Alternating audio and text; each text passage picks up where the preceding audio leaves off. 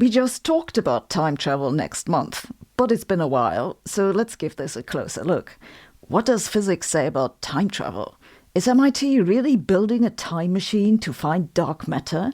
Is time travel possible? That's what we'll talk about today.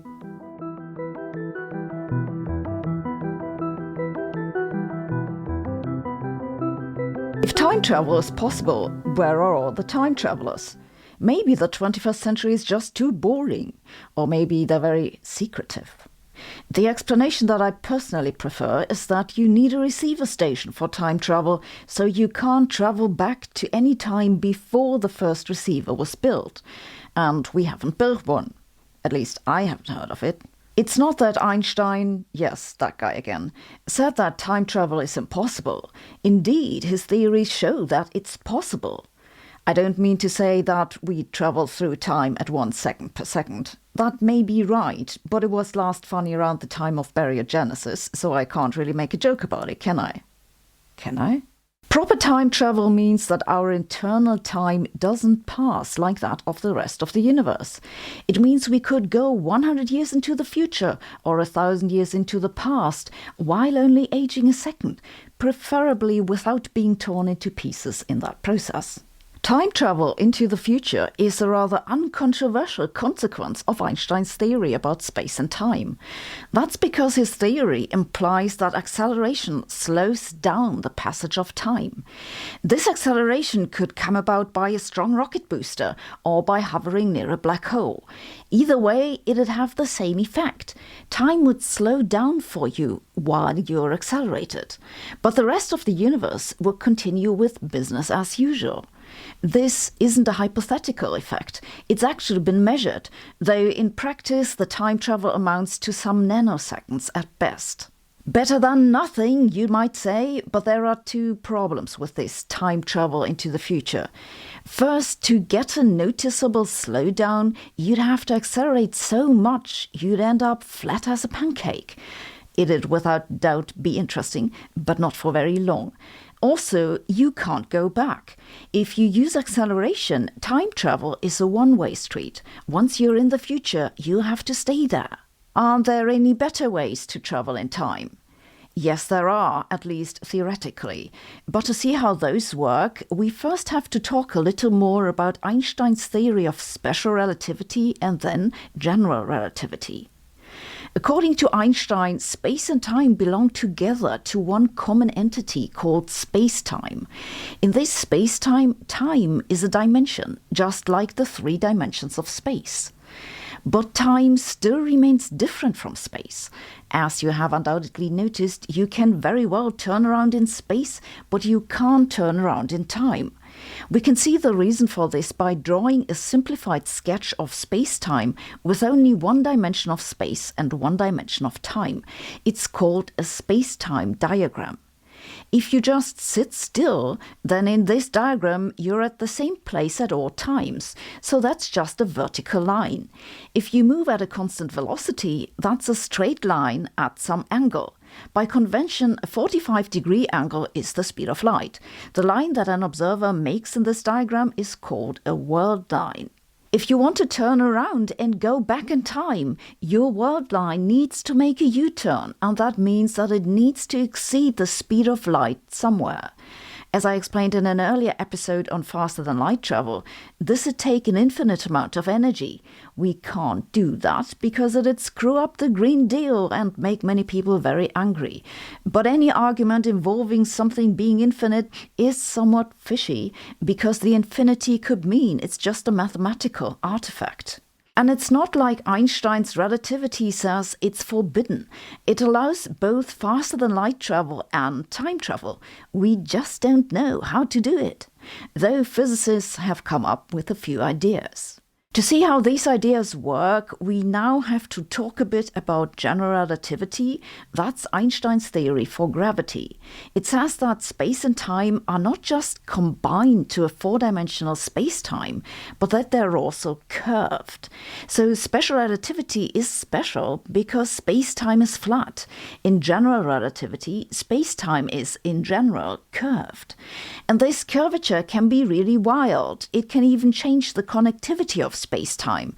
This can, for example, give rise to wormholes. Wormholes are the maybe most obvious way to travel faster than light and also travel backward or forward in time. Wormholes are possible space-time configurations in general relativity. They can connect any two places and any two times. And yes, that's compatible with Einstein's theories. If you pass through a wormhole, you can quickly go to a very distant place or forward in time or backward in time. Wormholes would be great if they existed. They exist as mathematical possibilities, but whether they physically exist is an open question. Wormholes are problematic for reasons that have nothing to do with Einstein's theory directly. It's that they require negative energy to hold them open, and we've already used up all our negative energy on Twitter. Wormholes have another issue, which is that even if we had the necessary negative energy, we wouldn't know how to make them so that they connect specific times and places that we want to be connected. But wormholes are not the only way you can travel in time in general relativity. This is because sometimes space-time becomes so strongly curved that it drags objects back in time. It creates what's called a closed time-like curve.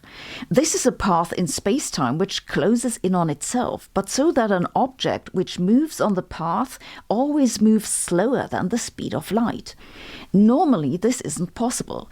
You can move on a closed curve in space, but once you're back to the same place in space, you've moved forward in time. But if there are time-like closed curves, it means that you return to the place and the time where you previously were. You've gone back in the time of the universe while going forward in your own time. It's exactly what we mean by time travel. Intriguingly enough, such closed time-like curves do exist in general relativity, and their existence isn't even controversial.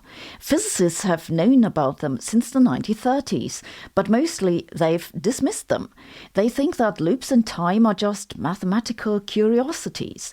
And to be fair, there's a good reason for that, because unfortunately they come into being near matter configurations that are far from realistic. The first such configuration that can create closed time-like curves was found by von Stockholm in 1938.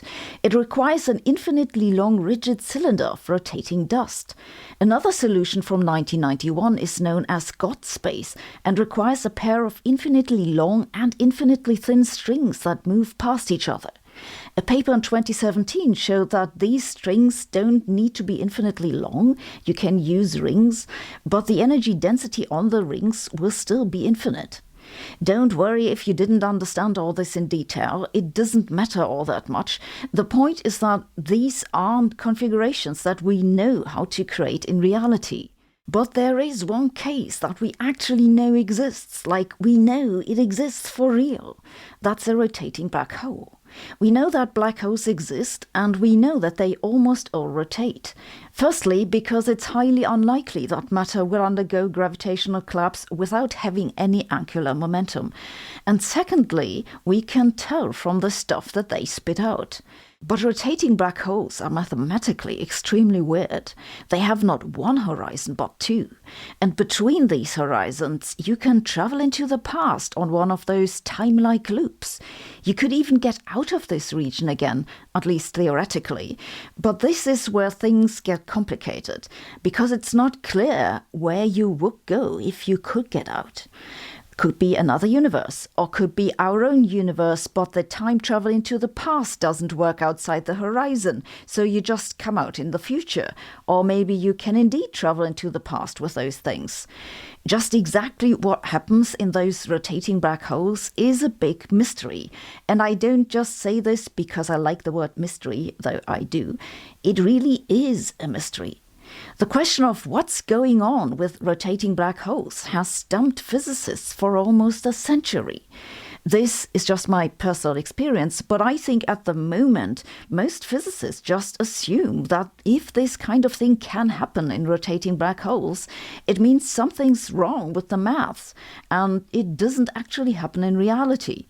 The usual argument has it that if a space-time in general relativity would allow time travel, then quantum effects would make it unstable, cause a reconfiguration, and end with a stable situation where time travel is no longer possible. The reason they believe this is that it's difficult to make sense of time travel already by way of narrative, and if you try to work out the maths, it becomes even more difficult. Think Interstellar, but with differential equations. The most famous problem is the grandfather paradox, where you go back in time, kill your own grandfather, and are never born to go back in time. Another not quite so well-known problem is the bootstrap problem.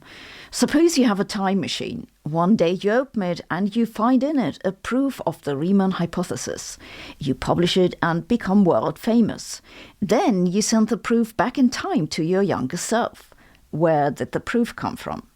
Worse still, the storied work with any other proof, the twin prime conjecture, n equals np, it could all be in your time machine.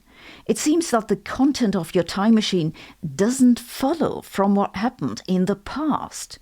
Of course it doesn't, it came from the future. This example shows that closed time-like curves generally ruin determinism. This might not be entirely a bad thing. Indeed, as you may remember, quantum mechanics seems not to be deterministic. So maybe quantum mechanics has something to do with time travel. Indeed, this is the idea behind retrocausal approaches to quantum mechanics, which I talked about in an earlier episode. Causality paradoxes can be removed in two ways. Either you allow for multiple timelines and get parallel worlds.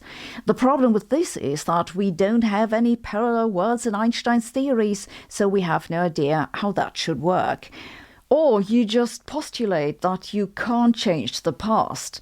Leaving aside that this is kind of depressing for people who believe in free will, it doesn't entirely solve the problem, because it still seems that you can then violate the second law of thermodynamics. Just imagine that in your time machine you don't send a proof of the Riemann hypothesis back in time, but just cold air because I don't know, it's winter and you feel like it. If your younger self opens the door of the time machine, entropy in their room decreases. But that shouldn't happen. And that finally brings me to the MIT paper about using time travel to detect dark matter. Because here's the thing about entropy. The second law of thermodynamics is usually summarized by saying entropy can't decrease. But this isn't exactly true. The second law is a statistical statement, and actually it just says that it's very unlikely for entropy to decrease. Entropy does in fact decrease slightly and coincidentally all the time around you. It's just that this is for very short moments and very small amounts. Sometimes there's a patch in which the air is a little bit colder on your right, sometimes on the left. These are small fluctuations in the local entropy, and they don't violate the laws of physics at all. So yes, entropy can decrease. It's just that large decreases are unlikely. Moreover, you can decrease entropy in one place by increasing it elsewhere. And if you're careful enough, you can even use that to reverse the flow of time, at least in a small area of space. Think about it. All that the passage of time means is that well, some particles interact in some way.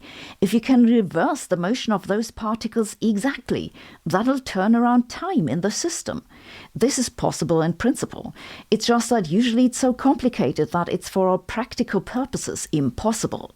You can do it for very small systems, however, and that's what these guys from MIT have done, because reversing time and effectively decreasing entropy is a way of reducing noise in a detector, and that can enhance sensitivity.